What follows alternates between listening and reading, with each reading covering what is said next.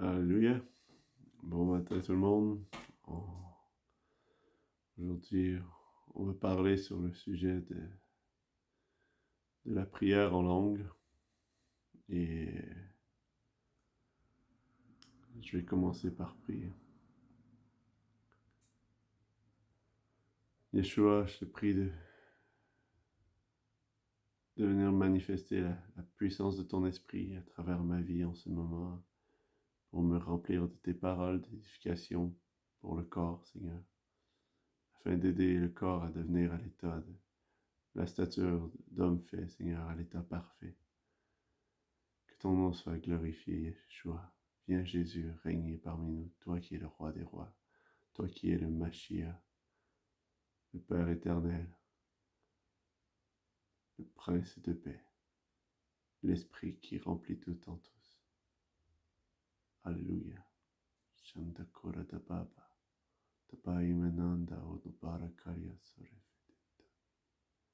Abai Menande Keretabai Shekarataya Sorefedente.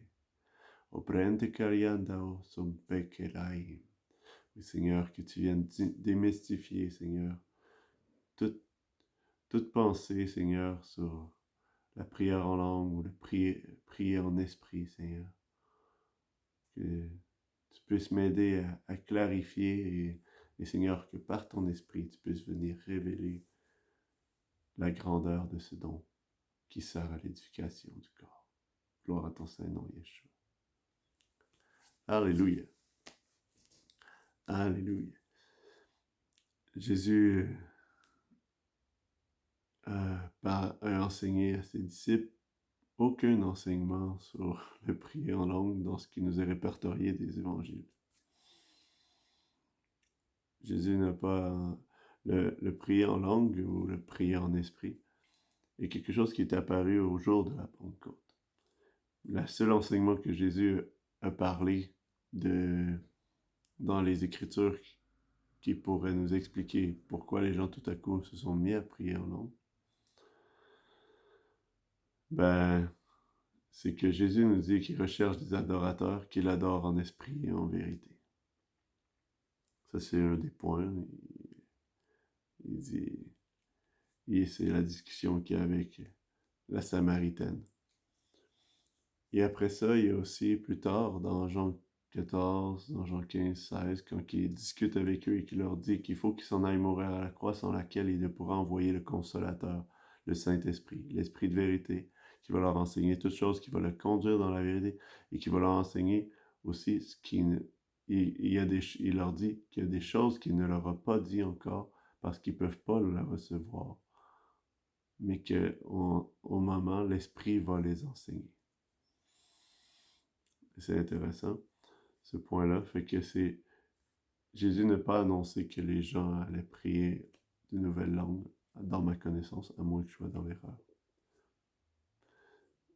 Mais je crois que dans ma connaissance des 4 évangiles, je ne vois aucun endroit où que Jésus dit qu'ils vont prier en langue ou qui expose et qui se met à expliquer comment prier de cette façon. Jésus n'a pas mis d'accent sur ça. Mais il y a une chose sur laquelle il a mis un accent, c'est qu'il n'allait pas nous laisser seuls, mais il allait nous envoyer l'Esprit de vérité. Le Saint-Esprit. Et c'était tout à fait ce que Ézéchiel avait prophétisé. Dans Ézéchiel 36, ça dit que il fera couler des eaux pures sur nous, il changera notre cœur de pierre pour nous donner un cœur de chair, il mettra en nous un esprit nouveau. Et ensuite, il dit, et je mettrai en vous mon esprit, afin que vous marchiez dans mes voies. On voit déjà là dans le contexte, il dit, je vais vous donner un esprit nouveau. Et ensuite, dans la phrase d'après, il dit, je mettrai mon esprit afin que vous marchiez dans mes voies. Après ça, on a aussi Jean-Baptiste qui vient, puis lui, il prêche la repentance et il prépare le chemin du Seigneur. Et il dit, quand les gens lui demandent s'il est le Messie, il répond, je ne suis pas le Messie. Il dit, moi, je vous baptise d'eau. dans la vue du Messie qui doit venir. Il dit, je vous baptise d'eau, mais il dit, celui qui vient après moi, il va vous baptiser de Saint-Esprit et de feu. Alors, et Jésus lui dit à ses apôtres, il dit, allez attendre à Jérusalem jusqu'à ce que vous receviez sur vous la puissance du Saint-Esprit. Après sa résurrection, après la résurrection de Jésus, il leur dit, allez attendre à Jérusalem, que vous receviez la puissance du Saint-Esprit. Et c'est à ce moment-là qu'on voit l'arrivée de la première fois que l'Église reçoit le baptême de l'Esprit. C'est à la Pentecôte, qui était le jour où l'Israël avait reçu la loi. Et c'était un remplacement, c'était pas un jour anodin, c'était prévu du Seigneur que ça devait arriver en ce moment, parce que c'était du moment où ils sont partis qui ont pu échanger la loi qui vient de la mort à la loi qui vient de l'esprit de vie en Jésus-Christ. Et qu'il dit, si vous lisez l'Épître aux Galates, il dit, maudit quiconque qui marche selon la loi, mais il nous parle d'une nouvelle loi, la loi de l'esprit de vie en Jésus-Christ. Et suite à ça, Romain, lui, va nous enseigner dans le chapitre 8, qui est la marche par l'esprit, le chapitre où Paul expose l'évangile de la marche par l'esprit, parce qu'avant ça, on nous expose la repentance, la foi, le baptême d'eau, justement d'abandonner la loi pour ne pas... Et on arrive à la fin du chapitre 7 où ce qui dit « Qui va me délivrer de ce fardeau de mort? Et je rends grâce à Jésus-Christ, mon Seigneur. » Parce que maintenant, je vois en dedans de moi deux lois qui combattent. Et la loi qui mène à la mort et la loi qui me mène à la vie. C'est un peu la pensée de la fin du chapitre 7. Mais dès le commencement de Romains 8, il dit « Il n'y a aucune condamnation pour ceux qui sont en Jésus-Christ, qui marchent non selon la chair, mais selon l'esprit. » Alors, souvent, les gens vont utiliser cette proclamation. J'ai vu dans trop d'assemblées, les gens dire « Il n'y a aucune condamnation pour ceux qui sont en Jésus-Christ. Il n'y a aucune condamnation pour ceux qui sont en Jésus-Christ. » C'est vrai, mais il y a une condition à ça. C'est de marcher selon l'esprit.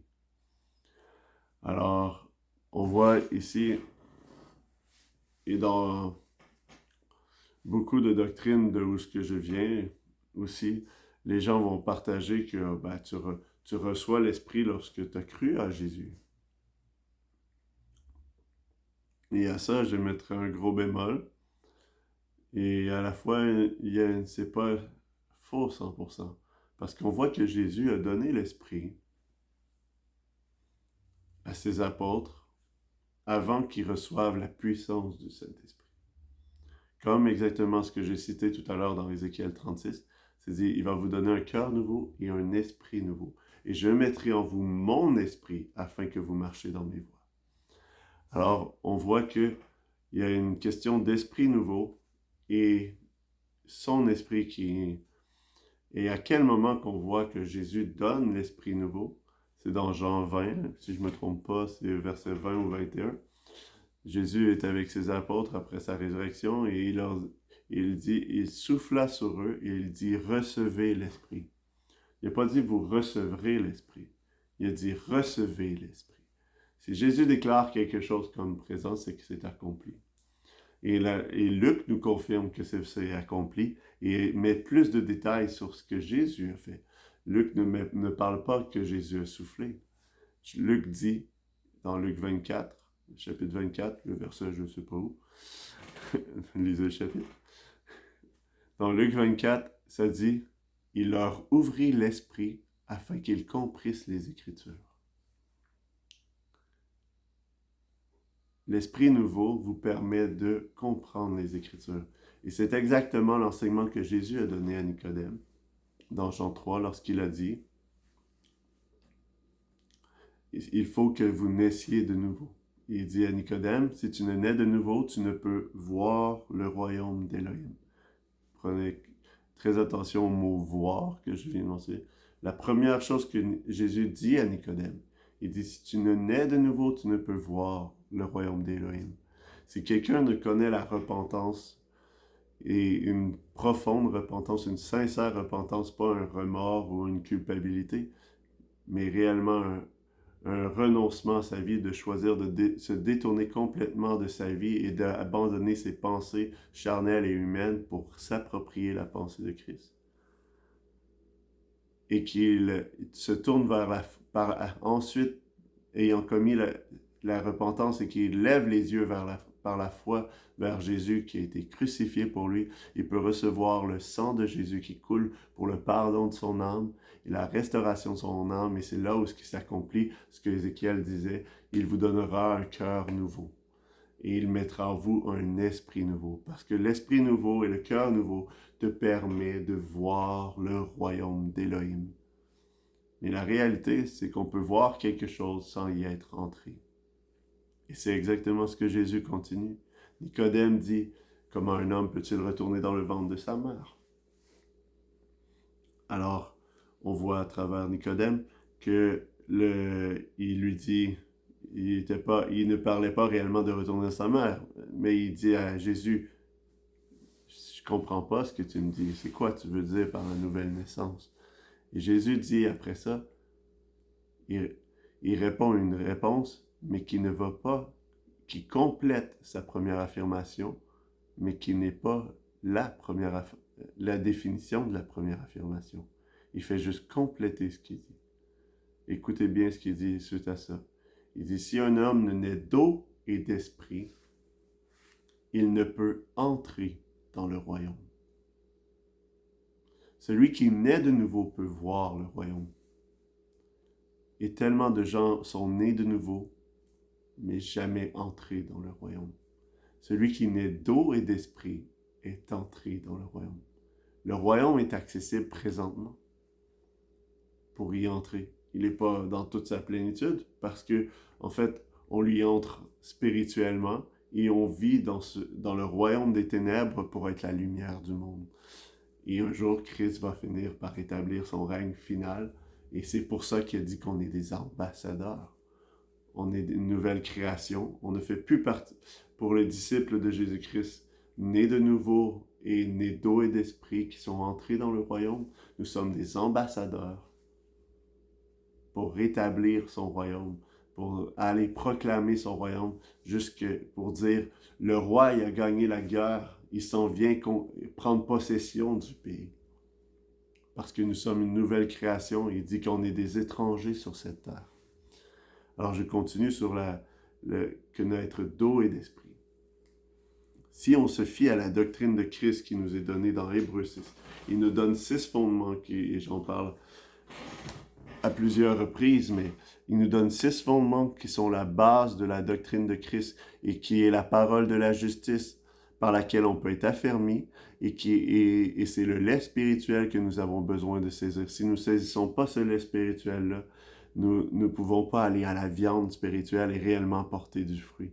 Et ce lait spirituel-là, il dit que c'est la doctrine de Christ, c'est la repentance des œuvres mortes, la foi en Élohim, la doctrine des baptêmes, l'imposition des mains, la résurrection des morts et le jugement éternel. 6 fondements qui sont la doctrine de Christ. Et j'ai mis un accent sur la doctrine des baptêmes. Le mot est là vraiment au pluriel. Et donc, Jésus nous parle du baptême d'eau quand il dit « Allez, faites de toutes les nations des disciples, les baptisant. » En fait, il ne parle pas juste du baptême d'eau, je vais me reprendre là-dessus. Il dit « Les baptisant au nom du Père, du Fils et du Saint-Esprit. » Okay. Fait qu'à travers ça, on voit qu'il parle de 3 baptêmes. Et les gens vont voir ça comme étant un seul baptême, mais lorsqu'il dit « Allez les baptisant au nom du Père, du Fils et du Saint-Esprit », il expose exactement ce qu'il a dit à Nicodème. Les gens doivent naître d'eau et d'esprit. On voit que Jean-Baptiste enseigne que nous devons être baptisés du Saint-Esprit et de feu. Et là, on peut prendre le feu comme étant quelque chose, ah ben c'est le jugement du Seigneur contre contre les gentils, contre les païens, contre ceux qui rejettent la foi. Mais le baptême de feu n'est pas pour ceux... Oui, il va y avoir un jugement de feu, mais le baptême de feu est pour le croyant. Parce que si on lit le verset en dessous de « Il vous baptisera de Saint-Esprit et de feu », ça dit, il a son vent dans sa main, il va nettoyer son air, il va ramasser le grain, le blé, c'est l'outil, le vent c'est l'outil pour séparer le blé, et il va prendre la paille et la jeter au feu. Mais si tu as zéro connaissance de c'est quoi du blé ou comment ça pousse, tu ne sais pas nécessairement que ça pousse sur de la paille. La paille, c'est ton fruit de vie premier. La paille, c'est ta nature adamique, ta nature qui vient du premier Adam. Et ça, le Seigneur, il n'a rien à faire avec ça. Il doit juste le brûler. Il ne l'utilisera pas. Ça n'héritera pas du royaume d'Élohim. Ça n'héritera pas avec Jésus-Christ. Mais il va venir récolter le fruit, le blé, le bon blé. Alors, quand il parle du baptême de feu, en fait, le baptême de feu, c'est la conviction profonde de péché, de justice et de jugement. C'est l'immersion, où on pourrait peut-être nommer ça sur un autre angle de vue, un baptême de repentance. Et un baptême de feu, on peut en vivre. On en vit un au départ lorsqu'on est de nouveau. Mais lorsque le feu du jugement nous ouvre les yeux, mais on peut en vivre tout au long de notre marche de disciples de Jésus parce que nous sommes appelés à vivre une vie de repentance. Et comme j'aime tellement les paroles de David qui dit que la véritable repentance, que l'Éternel prend plaisir en un cœur brisé et contrit. Il ne se détourne pas d'un cœur brisé et contrit. Si vous n'êtes pas brisé et contrit de votre péché, si vous êtes juste dans une repentance intellectuelle et que votre âme n'est pas saisie, parce que le but de la repentance, c'est de venir briser votre âme pour que vous puissiez abandonner ce cœur de pierre pour lui offrir un cœur de chair, pour recevoir le cœur de chair, parce que vous ne lui offrez pas, c'est lui qui vous le donne, mais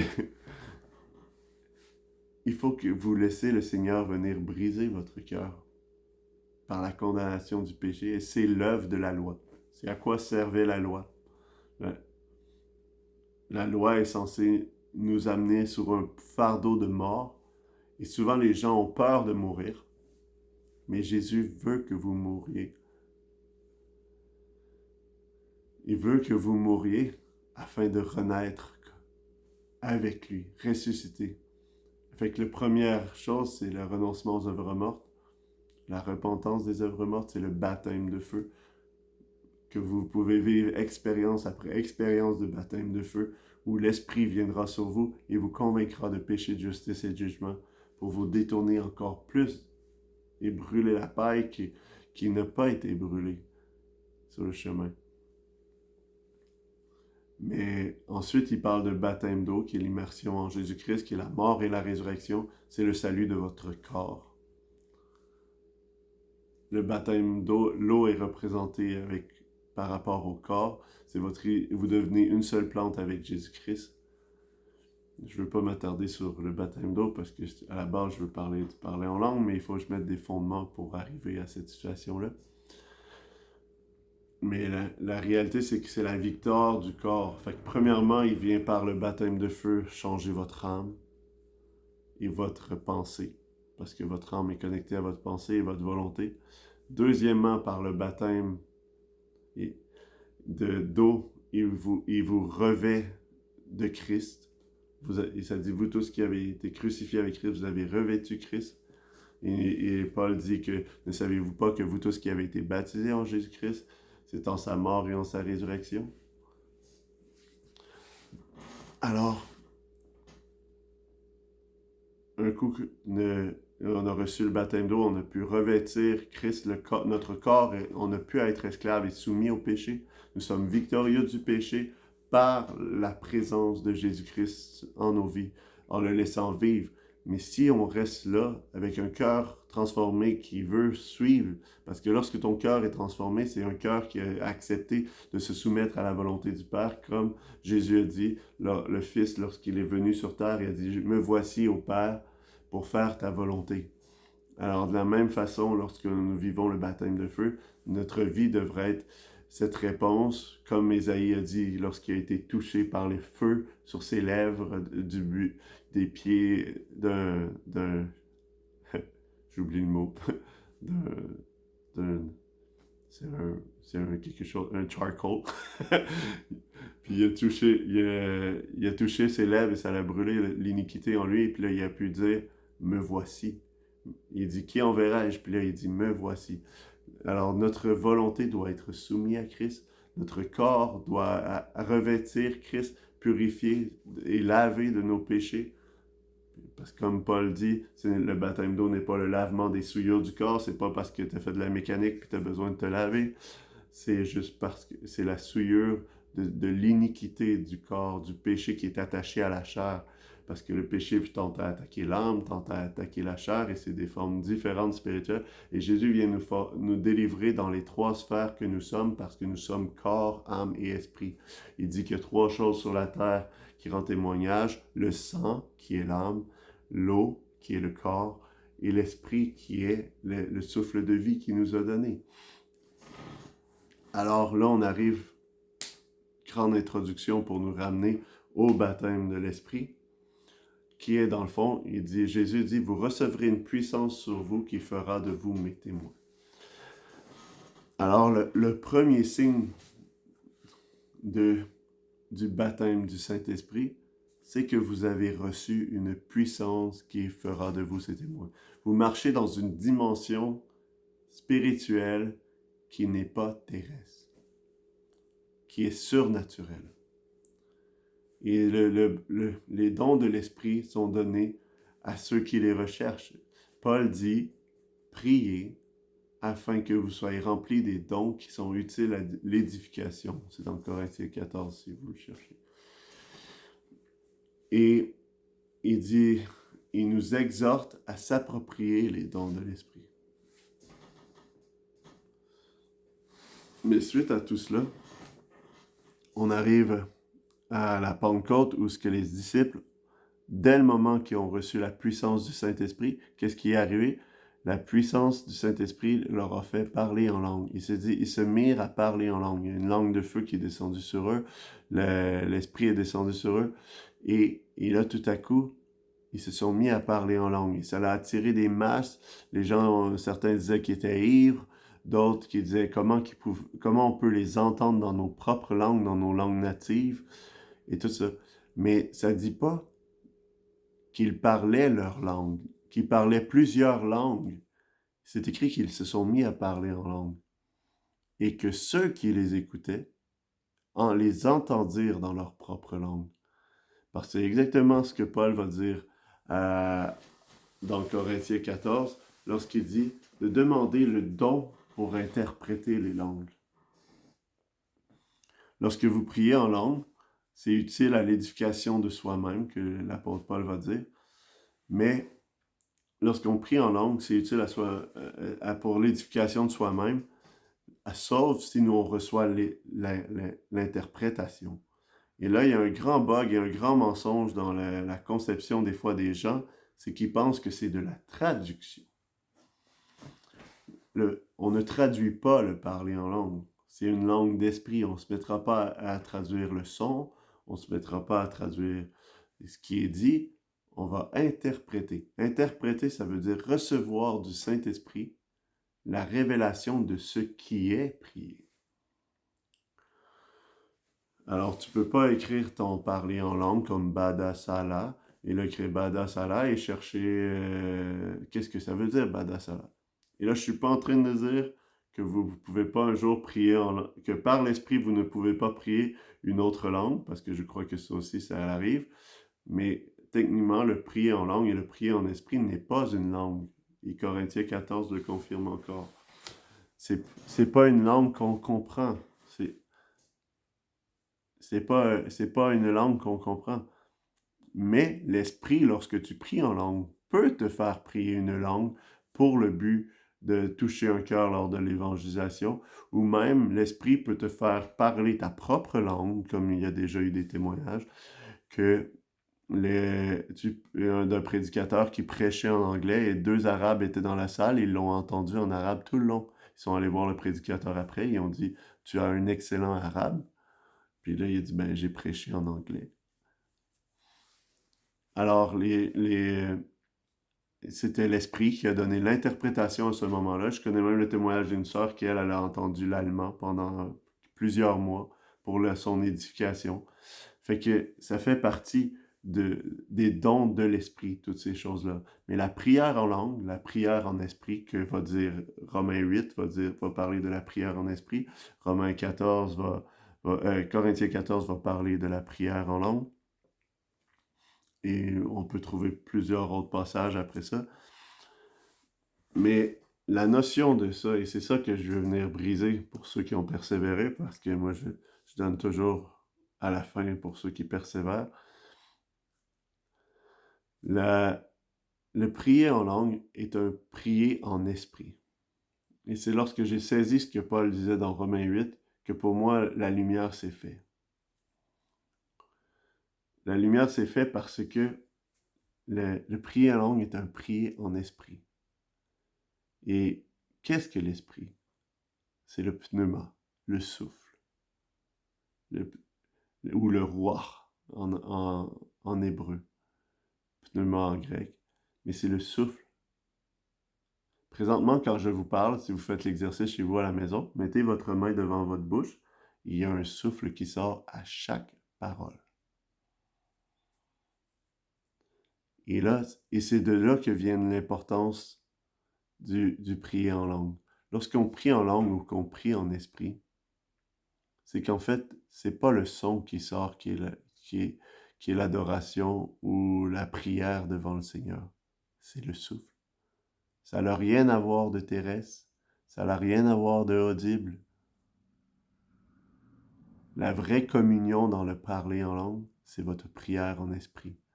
Oui, on laisse sortir un son, mais c'est le souffle qui sort, qui est la puissance de la prière, du parler en langue.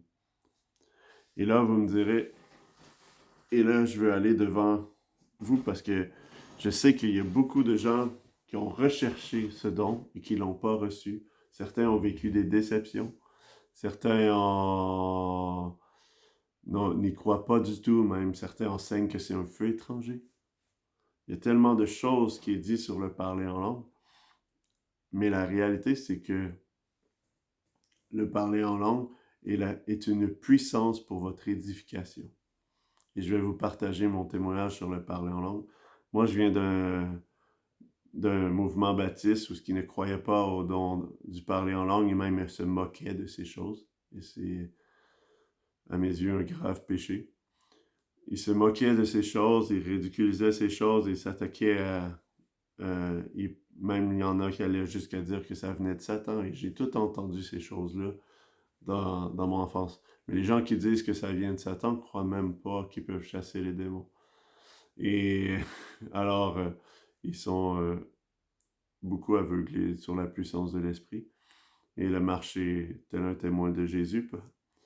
Mais la réalité, c'est que le parler en langue est un don qui est offert à tout croyant. OK? Et c'est super simple. Le Seigneur, il dit, Jésus dit aussi par rapport au Saint-Esprit, il dit, votre Père dans le ciel, lui, est un bon papa. Il est un bon père qui prend soin de ses enfants. Il dit, vous qui êtes des mauvais pères, il dit, si votre fils vous demande un pain, vous ne lui donnerez pas une roche. Si vous demande un serpent, si vous demande un poisson, vous ne lui donnerez pas un serpent. Alors, il dit de même façon, et là, je veux prendre le temps d'analyser. Il dit 2 exemples qui est de la nourriture. Okay? De la même façon, votre Père qui est dans le ciel ne refusera pas le Saint-Esprit à celui qui lui demande. Et quand Jésus était avec la Samaritaine et que ses disciples sont revenus pour lui donner de la nourriture, Il leur a dit, j'ai une nourriture que vous ne connaissez pas. Le parler en langue, le prier en esprit est la nourriture pour votre âme, pour votre corps, et la nourriture en esprit pour que vous soyez revêtus de Christ et que vous gardez ce vêtement. Mais il y a une autre chose, c'est que Jésus dit qu'il donne son Saint-Esprit à ceux qui lui obéissent. Alors si vous n'avez pas passé par la réelle repentance, que vous n'avez pas été baptisé de feu, que vous n'avez pas été tombé sur avec un cœur brisé et contrit devant votre péché, devant le Seigneur, ben c'est peut-être normal que vous n'avez pas reçu le Saint-Esprit. Et Pierre, à la Pentecôte, lorsqu'il a prêché l'Évangile et qu'il a donné la solution de l'Évangile, la réponse, il dit « Repentez-vous, soyez baptisés au nom de Jésus-Christ pour remettre vos péchés, pour la rémission des péchés, et vous recevrez le don du Saint-Esprit. » Alors il met la condition, il faut une sincère repentance et le baptême d'eau. Oui, on voit qu'il y a des témoignages, et dont j'en suis même un, qui ont reçu la puissance du Saint-Esprit avant le baptême d'eau. Mais on ne voit aucun témoignage qui reçoive la puissance du Saint-Esprit avant la repentance. Alors, on voit l'importance de se repentir, d'être baptisé d'eau pour avoir enlevé le vêtement de souillure de péché et de porter le vêtement blanc que Christ nous donne pour avoir un corps pur, lavé du péché afin que la chair ne soit plus sous l'emprise du péché et que notre âme soit réconciliée avec le Père par le sang de l'agneau. Alléluia. Alors ici, on retourne à la pensée d'être rempli de l'Esprit. Alors, je retourne à ce principe où ce que nous sommes. Dans 1 Jean, il va dire, il y a 3 choses qui rendent témoignage sur la terre, le sang, l'eau et l'Esprit. Il y a 3 choses qui rendent témoignage dans les cieux. Il y en a 3 qui rendent témoignage dans les cieux, le Père, le Fils et l'Esprit, et ces 3 sont un. Alors souvent, j'en ai entendu le salut à travers la repentance ou la confession du nom de Jésus, si tu crois que Jésus est Seigneur et tu confesses de tout ton cœur, mais focuser que sur l'aspect premier de la repentance, et là les gens disent, vous êtes sauvés. Mais ce que Jésus enseigne, c'est que vous voyez le royaume. Les gens disent, ah ben ok, il faut que tu sois baptisé d'eau, parce que la Bible enseigne que le baptême sauve, pour être sauvé. Et c'est vrai, en partie, il sauve. La repentance sauve, le baptême sauve, et le baptême de l'Esprit aussi sauve. En fait, ces 3-là ne sont qu'un. Si vous voulez naître de nouveau d'une complète nouvelle naissance, oui, c'est bien de voir, mais un coup que tu vois la réalité, il faut y entrer. Et votre naissance sera jamais complète. Votre restauration de corps, âme et esprit, parce que Elohim nous a créés à son image, Jésus nous a créés à son image. Il veut qu'on soit semblable à lui. Et il est venu nous racheter dans notre âme, dans notre corps et dans notre esprit. Et c'est pour ça qu'il se manifeste sur 3 modes, sur 3 façons de se révéler à nous. Il se manifeste dans la fonction de Père, il se manifeste dans la fonction de Fils, il se manifeste dans la fonction de l'Esprit, parce qu'il veut tout restaurer cela. Là, la question vient, si je n'ai pas reçu le parler en langue, est-ce que c'est parce que j'ai pas été baptisé du Saint-Esprit? J'ai vu des frères qui manifestaient la puissance d'être des témoins de Jésus-Christ, mais qui ne vivaient pas dans la dimension surnaturelle. Je connais un homme ici, pas très loin de chez nous, qui prêche l'Évangile à tous les jours, pratiquement. Mais la réalité, qu'on a à se poser, c'est est-ce qu'il prêche l'Évangile par son âme transformée? Je suis convaincu que oui. Mais quel est le souffle qui accompagne sa prédication? Et c'est là la question qu'il faut se poser. Quel est le souffle qui accompagne ma prédication? Et tant que vous n'approprierez pas le prier en langue, comment vous allez laisser l'Esprit du Seigneur vous transformer? Et j'avais parlé que je devais faire mon témoignage sur le sujet, puis je pense que je suis parti ailleurs. Fait que je reviens sur mon témoignage. J'ai grandi avec des gens qui ne croyaient pas au don de l'esprit, qui croyaient que le parler en langue pouvait être un feu étranger ou même de Satan. J'ai entendu tous ces mensonges dans ma vie. Et je suis arrivé au moment où un jour, je suis réellement né de nouveau à 26 ans en 2013, 21 janvier 2013, où ce que mon cœur a été transformé et j'ai reçu un esprit nouveau. Mes yeux ont pu voir le royaume d'Élohim. Et dès ce moment-là, avec un cœur nouveau, je me suis mis à prier, à intercéder, à marcher pour Jésus, à témoigner son nom avec force et avec toute la force de ma propre force. Par la suite, il s'est passé presque un an, mais dans cette année-là, j'ai été exhorté à recevoir le baptême du Saint-Esprit et par des frères que je rencontrais ou tout ça. Et ça m'a amené à rechercher parce que la réalité, c'est que quand j'allais prêcher l'Évangile, il se produisait des prodiges et des miracles. Je priais pour les gens, les cœurs étaient transpercés, mais pas parce que ma prière était si belle et éloquente, parce que la puissance de l'Esprit touchait ces gens-là. Un jour, j'ai prié pour une madame qui avait de la peine, était en deuil, et son genou a été guéri. Je priais pas pour son genou. Son genou a été guéri. Elle avait une grosse douleur au genou qui a disparu à l'instant où j'ai prié pour elle. C'est elle qui me l'a confessé. Moi, je ne croyais même pas à la guérison à ce moment-là. Et là, ça m'a éveillé. Je me suis dit, ah, mais les gens peuvent être guéris. Alors, je me suis mis à rechercher et à réaliser, ben oui, Jésus enseigne partout qu'il veut qu'on guérisse les malades, restaurer les cœurs brisés. Alors, je me suis mis à goûter les paroles de connaissance, la prophétie. J'ai goûté presque tous les dons que la Bible peut partager. Et je n'ai pas. Quand je regardais le parler en langue, oh non, ça c'est pas bon. Au départ, c'était comme ça que je réalisais, mais parce que j'avais été endoctriné par une malédiction, par un faux évangile. Et quand je. Et savez-vous que j'aimais beaucoup le chapitre de Corinthiens 14 et que je priais ça depuis presque les premières semaines où je suis né de nouveau? Parce que à cause du verset qui dit « Priez pour être rempli des dons utiles à l'édification ». Et je priais ça, Seigneur, remplis-moi des dons utiles à l'édification, remplis-moi des dons utiles. Et je priais. Je te supplie, Seigneur, de me remplir des dons utiles à l'édification du corps. Et je continuais à prier, à prier, à prier. Et je me suis mis à goûter la prophétie, je me suis mis à goûter tous les dons, pratiquement. Je ne sais pas quel don que je n'ai pas goûté dans des expériences dans ma vie. Est-ce que je les manifeste à chaque jour de ma vie? Non, malheureusement, j'aimerais que oui. mais à travers mon témoignage, je peux dire aujourd'hui que je regarde le livre des Actes et ça n'a rien de si... C'est merveilleux, c'est glorieux pour la gloire de Jésus-Christ. Mais ça n'a rien de tant plus élevé de ce qu'une vie de disciple aujourd'hui peut vivre. Mais il a fallu que j'accepte un step un jour dans ma vie. Où ce que j'étais assis avec deux frères, que eux venaient, un couple qui venait de... Pas deux frères, un homme et une femme.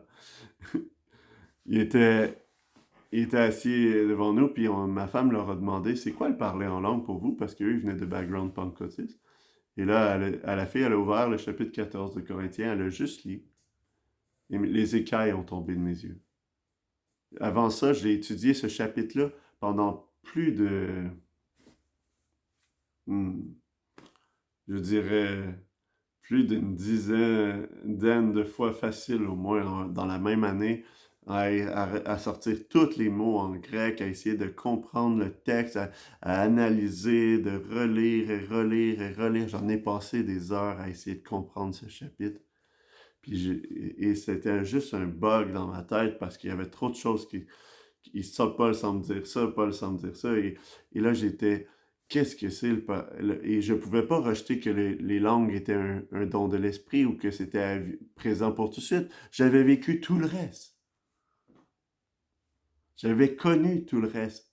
Et dans mon innocence, les premières fois j'ai prophétisé, j'ai pas dit « Ah, Seigneur, donne-moi une parole de prophétie ». Je me suis mis à parler à quelqu'un et la personne dit « Hey, comment ça tu sais ça sur ma vie ?» Puis moi, je me suis juste mis à lui parler.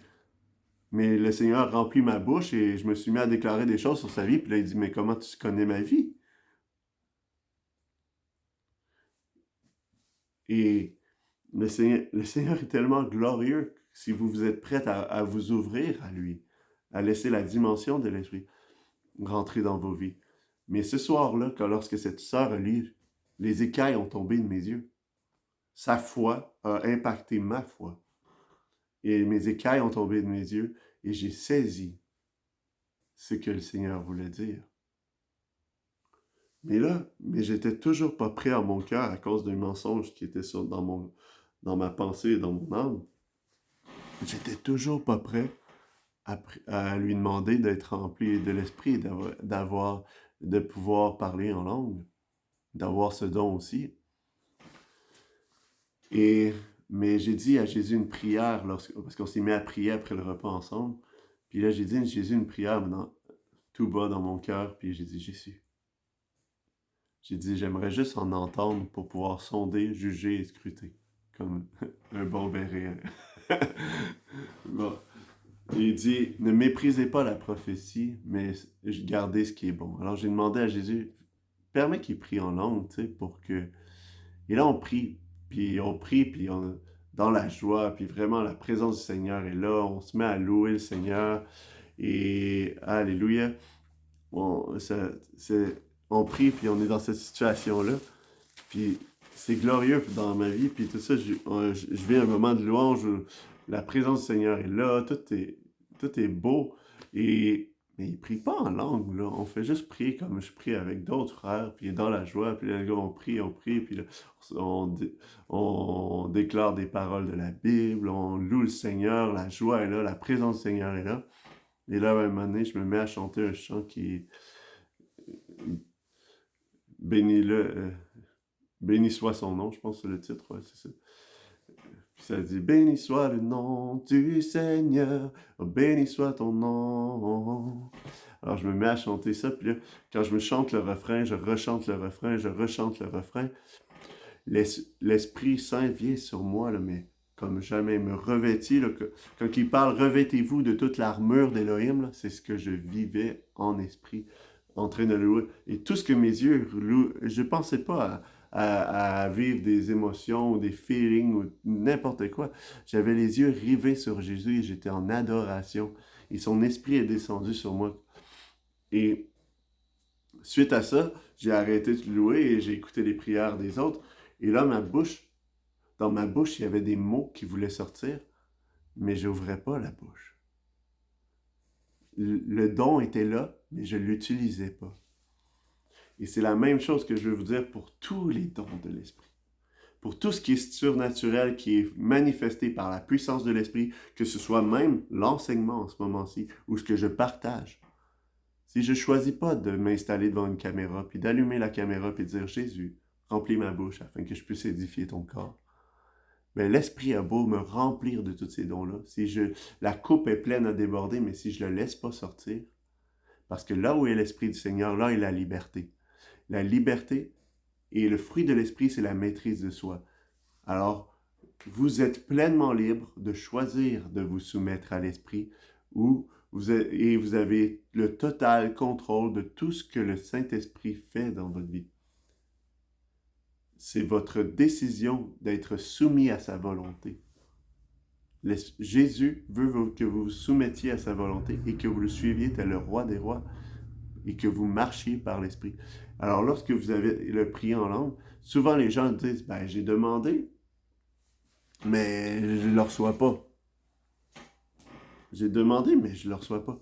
Mais en fait, c'est qu'il est dans votre bouche, mais vous n'avez juste pas la foi pour le déclarer. Le Seigneur est un bon Père et il ne refuse pas le Saint-Esprit à celui qui lui demande. Mais il faut remplir les conditions de repentance et de baptême d'eau. Et ensuite, il faut marcher dans l'obéissance. Il dit, et dans cette obéissance-là, c'est justement de lui réclamer ce don qui vous immerge de son esprit. Alors, dès ma nouvelle naissance, dès le jour où j'ai été baptisé de feu, où que j'ai reçu un esprit nouveau, j'ai reçu même la capacité de témoigner, et je vais décortiquer ça comme ça. L'esprit nouveau est aussi l'esprit de Christ. Mais c'est comme le vase, le réceptacle spirituel de l'esprit. C'est comme si Au départ, il vous donne un esprit nouveau et il vous donne l'esprit que... Mais que c'est comme un vase. Puis que vous mettez juste... Il met un peu d'esprit dedans et là, il regarde qu'est-ce que vous allez faire avec. Et lorsque vous venez à lui dans la prière, dans la louange, Paul nous dit, ne vous enivrez pas de vin, mais soyez remplis de l'esprit. Alors quand que vous, et que soyez remplis comment? Par des psaumes, des hymnes, des cantiques, en chantant. La majorité dans le contexte d'Éphésiens, c'est quasiment toutes des choses qui se font en chantant ou en déclarant de la poésie ou de déclarer de la louange au Seigneur, de lire sa parole à voix haute, de proclamer parce que et tout ça et toutes ces choses-là permet au Seigneur de remplir votre vase. L'esprit nouveau est comme une nouvelle pensée. Votre pensée est transformée, mais votre pensée est devenue un réceptacle pour recevoir la puissance du Saint-Esprit, son esprit qui fera de vous ses témoins. Alors, vous devenez comme un vase. Alors, vous laissez l'esprit, et chaque pas d'obéissance permet à l'esprit de vous remplir. Et lorsque cette coupe est remplie, c'est là que les langues et vous arrivez à ce baptême de l'esprit où ce que, dans le fond, ça déborde. Et là, l'esprit, le souffle qui est en vous, le souffle veut sortir. Il veut proclamer la gloire du Seigneur. Et c'est pour ça qu'à la Pentecôte, lorsqu'il était dans la louange et qu'il était là à prier le Seigneur, à rechercher sa face, et que le Seigneur voulait que ça s'accomplisse cette journée-là, il a rempli ses vases. Et là, ça l'a abondé. Et boum, 3000 personnes sont venues à Jésus. Alors, c'est la même chose qu'on a besoin encore aujourd'hui. Aujourd'hui, je ne me persuade pas d'avoir été baptisé du Saint-Esprit, d'avoir reçu les dons de l'Esprit, de parler en langue. Je ne me persuade pas de ça parce qu'on regarde dans Actes qu'ils furent remplis de l'Esprit à nouveau après avoir été battus de verge pour ne plus enseigner dans le nom de Yeshua.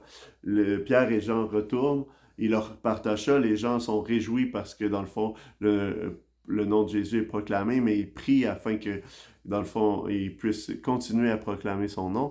Et là, il dit, ils furent remplis de l'Esprit. Mais c'était tous des disciples de Jésus, il était 5000. Là. Et à ce moment-là, la majorité avait été remplie à la Pentecôte. Et alors, il y en avait dans ce lieu-là, un grand groupe qui avait déjà été rempli de l'Esprit. Mais il s'était rempli à nouveau. Parce que c'est pour ça que Jésus dit marchez selon l'esprit et non selon la chair. Lorsque vous marchez selon la chair, vous souillez le vase que vous êtes. Alors, il faut faire déborder l'esprit en dedans de vous pour nettoyer, purifier votre vie, afin que là, tout à coup, vous reveniez sous la liberté en esprit et marchez par sa puissance. Alors là, je reviens à mon témoignage, puisque je suis un gars comme ça, je laisse le vent souffle où il veut et mes paroles partent où je m'attends pas des fois. Je reviens à mon témoignage où je suis là dans la présence, dans la louange, je revais l'armure et les langues veulent sortir de ma bouche, mais je vous dis, j'ai combattu le diable et toutes ces doctrines de démons que les langues ont cessé, que les dons n'étaient que pour le temps des apôtres. Non, le Seigneur veut vous remplir des dons de l'Esprit. J'ai combattu dans ma pensée tout le mensonge théologique qui m'avait été imposé dès mon enfance. Ma tête voulait exploser. J'étais dans l'armure du croyant. J'avais la bouche qui voulait parler les langues. Et ma pensée était dans un combat immense, incroyable. Une pression, là, comme si vous m'auriez mis dans une presse là, à jus, puis que la vis tournait là. Et tout en goûtant la paix, j'avais ce combat en pensée. Et là, il y a une sœur qui a dit, Samuel, il faut que tu sortes d'ici. Elle a dit, confie ta bouche à l'Éternel. Mais elle ne pouvait pas savoir que ma bouche. Et là, dans moi, j'ai pensé, j'ai dit, ouais, mais j'ai dit, je peux pas ouvrir la bouche. C'est comme, mais ça, c'est ma pensée qui me bloquait, mon intelligence me bloquait, qui n'avait pas été renouvelée à la pensée de Christ, mais qui était pris et captif par les mensonges qui m'avaient été enseignés.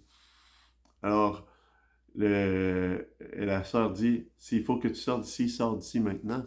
Puis là, j'étais ailleurs, mais j'étais juste sur la pièce d'à côté. Et je me suis mis à genoux, là, à genoux devant mon divan, je me pognais la tête sur le divan, et là, j'étais là. Et ça a duré un bon moment, mais il y a le frère, le mari du couple qui était là, il est venu, puis il m'a mis la main dans le dos. Je sais même pas s'il a pris. Je sais pas ce qui s'est passé réellement, mais je sais que lorsqu'il a mis sa main dans mon dos, les flots du Saint-Esprit m'ont... Imaginez-vous vous tenir sous les chutes Niagara, là. C'est ce qui m'est arrivé. Et à ce moment-là, je me suis mis à parler en langue, à prier en esprit. Et là, et ça a explosé. Et plus que je priais en langue, plus que le poids des flots de l'esprit descendait sur moi. Et ça, c'est... Et à ce moment-là, lorsque ma femme aussi avait les mêmes mensonges dans sa tête, avait les mêmes problèmes, et lorsque j'ai reçu ce don-là avec puissance, ma femme a été convaincue au moment que c'était vrai aussi. Pourquoi? Et je sais que j'ai reçu cette expérience-là avec puissance pour que ce soit un témoignage dans ma maison, afin qu'il n'y ait pas de conflit dans la marche, dans l'esprit avec moi et mon épouse, et pour nous aider à avancer.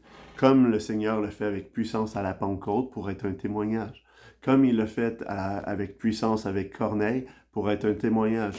Comme et, et dans bien des cas, le Seigneur a révélé la puissance de son esprit comme ça, mais dans bien d'autres cas, les gens reçoivent le parler en langue simplement par la foi. Ils le saisissent, ils le prennent. C'est un don que le Seigneur... Il ne refuse pas ses dons à ses enfants. Il dit, vous recevez peu parce que vous demandez peu. Si vous ne priez pas en langue, puis vous attendez les chutes du Niagara du Saint-Esprit, là, il dit, il y a de fortes chances que ça ne vous arrive pas, parce que c'est sur ça que vous avez les yeux fixés. J'ai reçu les chutes Niagara du Saint-Esprit sur, sur ma vie en cette soirée-là, parce que mes yeux étaient rivés que sur Jésus. Je ne pensais à rien d'autre qu'à Jésus à ce moment-là. Je voulais juste le louer. Et il m'a fait le don de cette grâce-là. Mais là, je n'ai pas terminé mon témoignage. Moi, j'ai reçu ça. Et après ça, les gens m'ont dit, ah, il faut que tu pries encore en langue. Parce que là, ça avait peut-être duré 1 minute, je sais pas, que j'ai parlé en langue. Puis là, je me sentais en paix, rempli et tout ça. Les gens me disaient, ah, faut que tu parles encore. Faut que tu parles encore. Mais je ne sais pas comment créer ça. Moi, je ne sais pas d'où vient. Là, je vous partage la logique de j'aurais pu juste ouvrir ma bouche par la foi et dire, ben, Abarakaria Sorandere, ben, Abababara Sorefendai. J'aurais pu continuer à juste le saisir par la foi parce que si j'aurais connu à ce moment-là que c'était le souffle que le Seigneur voulait et le son qui allait sortir n'est pas d'importance, donc ouvre la bouche et laisse sortir, prononce des sons et l'esprit va te remplir. Mais à ce moment-là, j'ai pas prié en langue pendant 1 mois. J'ai pas prié en langue pendant 1 mois et je suis avec un frère dans ma voiture, on écoute de la louange, je pense que c'est Elohim Tout-Puissant, là, quand mon cœur considère le chant qu'on écoutait de Héritage. Puis on louait ce chant-là ensemble, puis on était dans la joie, dans la paix, juste de louer notre Seigneur, notre Père. Puis là, et là, dans ce temps de prière, je, je me mets à chanter, puis il y a un temps musical. Puis là, dans le temps musical, je me mets à chanter en langue. Puis là, je tombe stupéfait, puis je dis, mais, j'ai dit, c'est-tu ça, le parler en langue, Seigneur? J'ai dit, c'est ça, c'est juste ça, c'est simple. Parce que là, moi, je l'avais vécu avec tellement de force et de puissance, de manifestations surnaturelles, que je m'attendais que prier en langue allait être toujours surnaturel. Parce qu'il y a des stades dans la vie du croyant, dans la vie du disciple, où Jésus vous manifeste sa présence. Il vient vous toucher, vous sentez sa main, il vient vivre en vous et vous manifester. Mais il y a un stade de maturité où, puisque on ne marche pas par la vue, mais par la foi, il y a un stade de maturité que toutes ces choses-là sont réelles, même si tu ne ressens pas. Il y a des moments où j'ai prié pour des guérisons où je sentais le feu sortir de mes mains. Et les gens étaient guéris. Il y a des moments où je sentais absolument rien, que même je me sentais vraiment faible, que j'étais troublé, j'avais peur, et j'imposais les mains aux malades et ils étaient guéris pareil. Parce que je le faisais avec foi, par obéissance. Et c'est la même chose que le Seigneur avec le parler en langue. Mais ça, le Seigneur, ça a été une barrière j'ai dit, OK, ça peut être tout simple comme ça. J'ai juste à ouvrir ma bouche et laisser la louange sortir. Parce que majoritairement de votre prière en langue va être de la louange au Seigneur. Grande, une grande partie de votre prière en langue va être de la louange au Seigneur. Parce que c'est lorsqu'on le loue, qu'on est un offrande, un sacrifice de bonne odeur pour lui, qu'il s'approche de nous et qu'il purifie nos... Et ce que j'aime tellement du prière en langue, que le Seigneur dit, c'est que ça intercède nos soupirs inexprimables, les choses qu'on ne connaît pas dans nos vies. Mais il y a des choses qui nous sont voilées à notre âme et que si on ne prie pas en langue, le Seigneur ne pourra pas les exposer. Et oui, il veut que ça vienne à l'intelligence parce qu'il veut même qu'on interprète toutes nos langues. Il veut pas rien nous cacher, le Seigneur. Il dit, je vous ai appelé. Il dit, les serviteurs peuvent ne pas connaître le plan. Mais il dit, vous, je vous ai appelé mes amis. Je vous fais connaître les choses. Il veut tout vous offrir. Mais il faut vous approcher du trône de la grâce avec confiance et foi. Alléluia. Alors, je continue mon témoignage. Alors, un mois après, je reçois le baptême du Saint-Esprit, je parle en langue. Je parle en langue à ce moment-là, vraiment, et je reçois une pleine puissance et une grande liberté. Ça m'a ouvert les yeux sur plein de choses et les mensonges qui me gardaient captif ont vraiment... Le renouvellement de l'intelligence est créé dans ma pensée en cette soirée. Par après, je vis une expérience du parler en langue où il n'y a pas de manifestation, mais je vis juste la paix de prier en langue devant le Seigneur. Et là, je réalise que c'est juste... Et ça peut être vivre tout simplement comme ça. C'est pas toujours obligé d'être sous des chutes. Et, euh, et là, après ça, je vais dans une soirée de louange à quelque part. Ben, il y a un enseignement puis tout ça, mais il y a quasiment... C'est avec des frères africains. Puis là, il y a quasiment 2-3 heures de louange, de prière. Et j'aime tellement les Africains parce qu'ils sont tellement pas coincés comme les Canadiens. Mais... moyen de... Il y en a qui prient, il y en a qui chantent, on est dans la présence du Seigneur, puis on loue, puis c'est fait dans l'ordre. Et les gens mettent des fois tellement d'ordre dans leurs pensées, où ah ben là, il y a une personne qui prie, il faut que tout le monde les autres écoute, ou il y a tellement des conceptions dans la pensée canadienne, ou fermée, ou tout ça pour essayer, en prenant des passages que le Seigneur est un Elohim d'ordre, et il veut pas du désordre. Et c'est pas du désordre que 100 personnes, 300 personnes ouvrent leur cœur au Seigneur et se mettent à louer.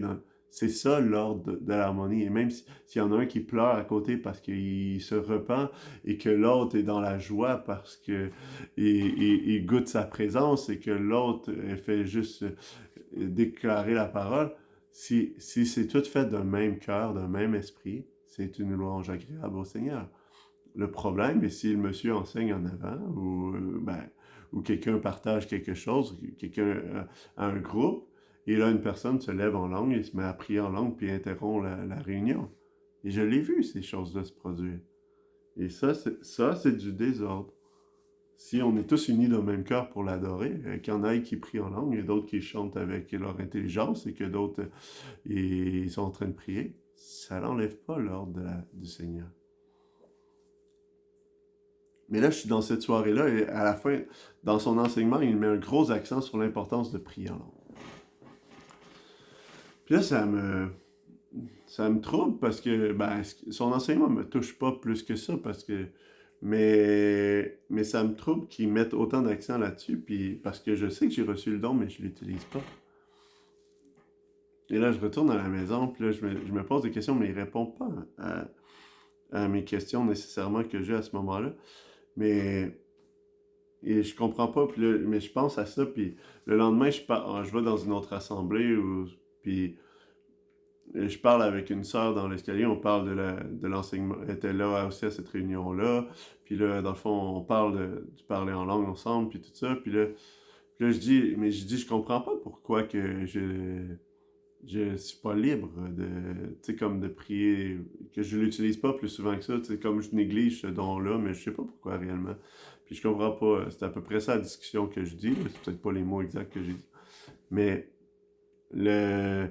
Après ça, l'assemblée commence, il y a le temps de louange, le prédicateur commence à enseigner, et j'oublie, je suis pas là, je suis comme dans ma pensée, puis je médite sur le Seigneur et tout ça, puis je sais pas ce qu'il enseigne en avant, mais à ce moment-là, l'Esprit du Seigneur se présente à moi en vision. Puis je vois, je suis dans une vision, c'est comme juste bright, c'est juste, tout est clair autour de moi, tu sais, c'est comme, je pourrais dire que ça pourrait être quasiment comme dans des nuages, mais c'est juste clair, là, tu sais, comme il y a pas grand...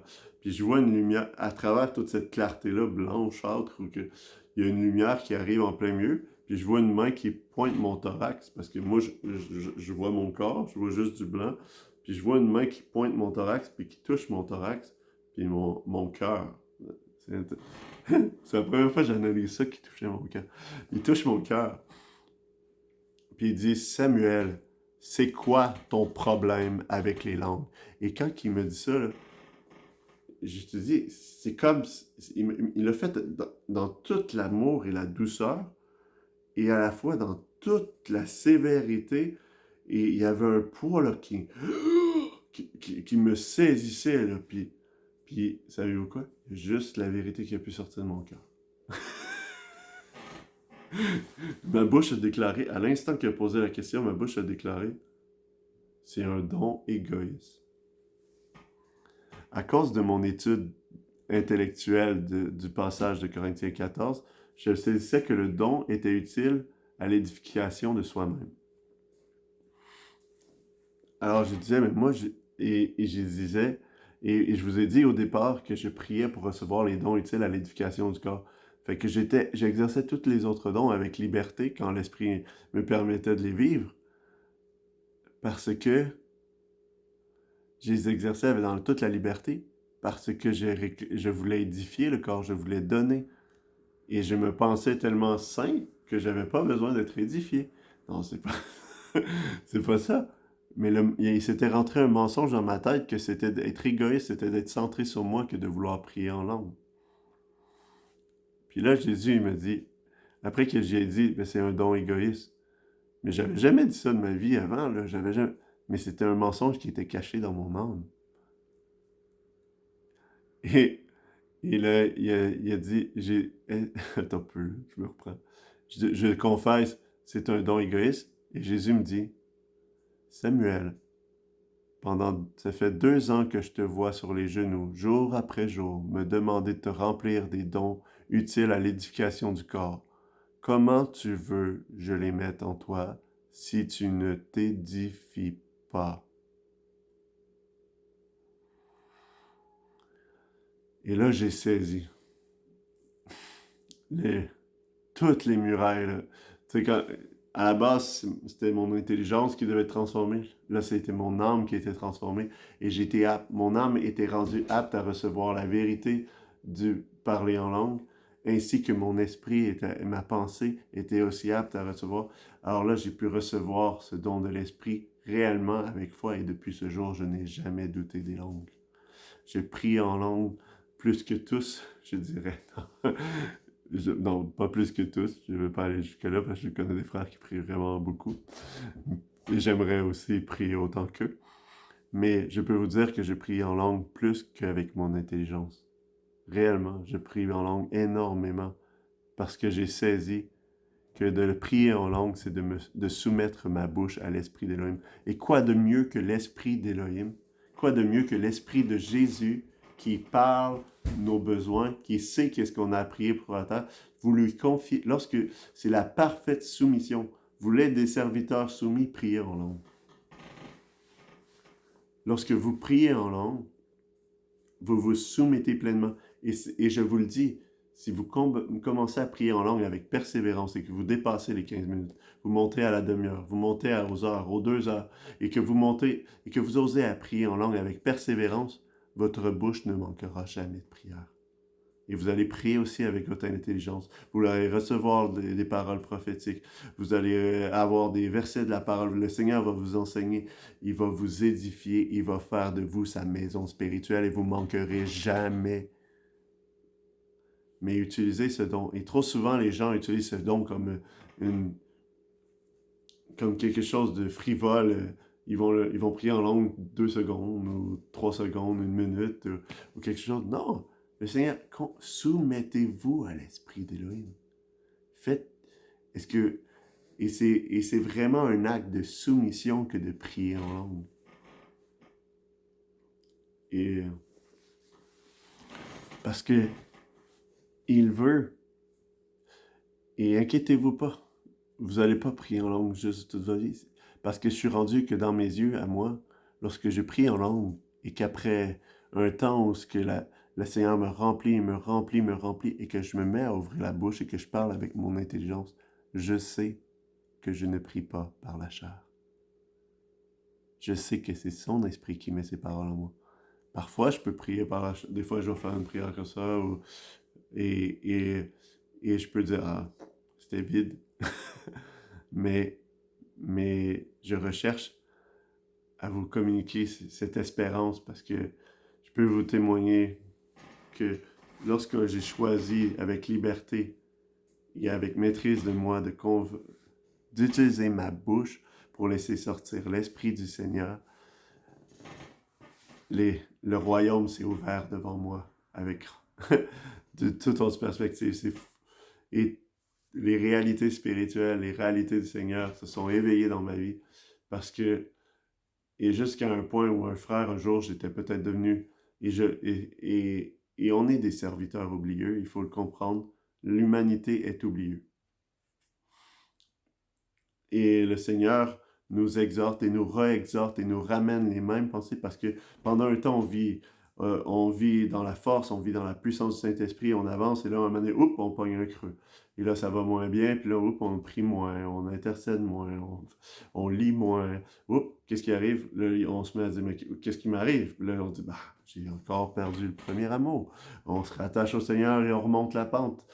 Et, et, et à travers ça, mais un jour, un frère m'avait exhorté de prier. J'avais mis inconsciemment, je devais prier moins en langue, mais l'Esprit est venu dans ce frère et lui a dit de me dire que je devais prier en langue des heures, plusieurs heures, comme 2, 4 heures.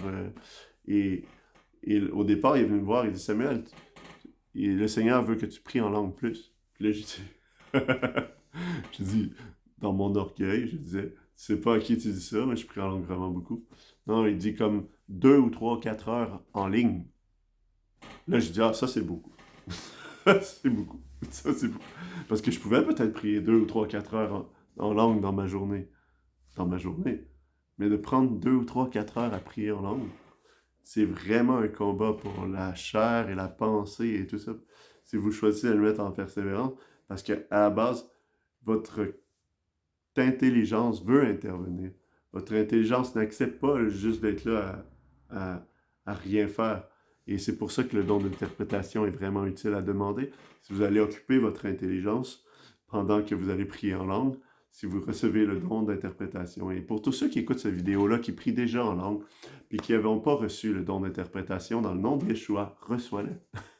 Dans le nom de Yeshua, reçois le don d'interprétation. Alléluia.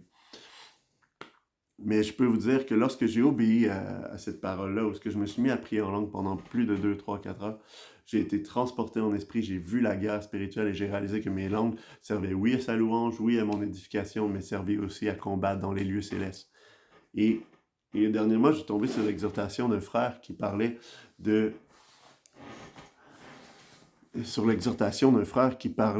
faire attention à faire du combat spirituel dans le vent, que le Seigneur ne nous appelle pas nécessairement à aller détruire tous les hauts lieux dans le combat spirituel. Puis il exhortait, puis il disait, beaucoup de gens sont tombés à faire ça.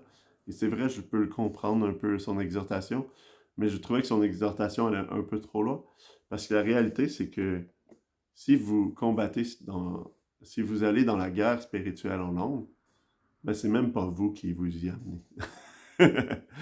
Alors, c'est vrai que de chercher le conflit, d'aller en plein milieu d'un culte maçonnique ou satanique, c'est peut-être pas la volonté du Seigneur que vous faisiez ça ainsi, à moins que vous soyez convaincu réellement par le Saint-Esprit.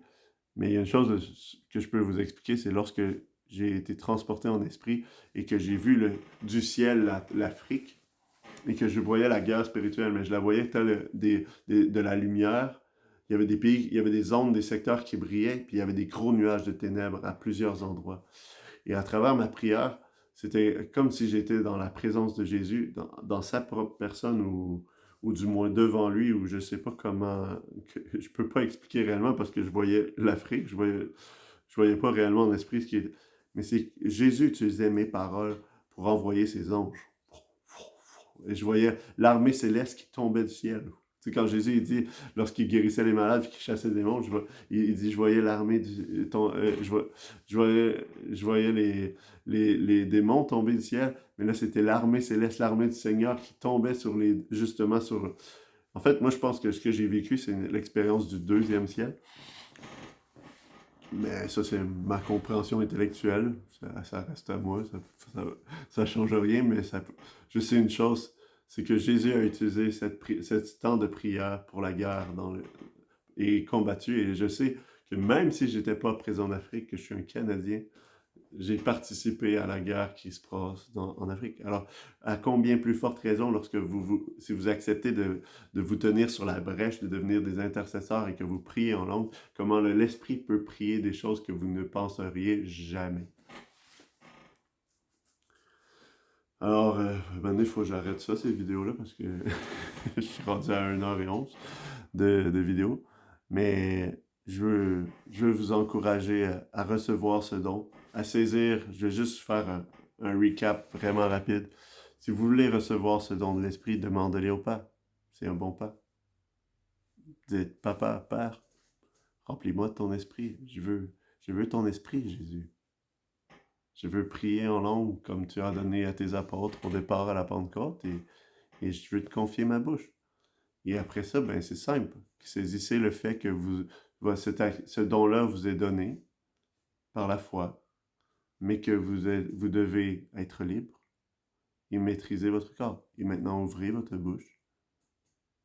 Ouvrez votre bouche et juste priez par l'Esprit. Et le souffle, ne pensez, ne raisonnez pas ce que vous allez dire.